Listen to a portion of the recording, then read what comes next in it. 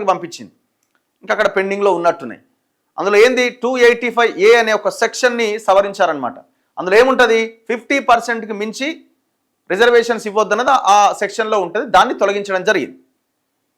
ఇది ఏం కేసు, ఇది గతంలో సుప్రీంకోర్టు ఇచ్చినటువంటి జడ్జిమెంట్. అందులో ఆ జడ్జిమెంట్ ఆధారంగానే 2019లో కూడా ఈ రకంగానే రిజర్వేషన్లు పెంచాలనే అంశం వచ్చినప్పుడు హైకోర్టు ఆ జీవోని కొట్టేసింది. ఆనాడు గవర్నమెంట్ సుప్రీంకోర్టుకి వెళ్ళింది. సుప్రీంకోర్టు ఏం చేసింది, మీరు తక్షణం ఈ పిటిషన్ని విరమించుకోవాలి. పిటిషన్ అంటే అదే రిజర్వేషన్స్ని ఇవ్వడాన్ని మీరు ఇది తప్పిది, 50% మించడానికి వీల్లేదు.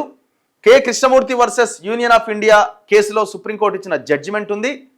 ఒకవేళ కనుక మీరు రిజర్వేషన్స్ పెంచాలనుకుంటే దానికి ఒక సైంటిఫిక్ డేటా కావాలి అని సుప్రీంకోర్టు ఆనాడు స్పష్టం చేస్తే రాష్ట్ర ప్రభుత్వం పిటిషన్ ఉపసంహరించుకొని ఎలక్షన్లకు వెళ్ళింది. మరి ఇప్పుడు కొత్తగా ఏమైనా వస్తుందా?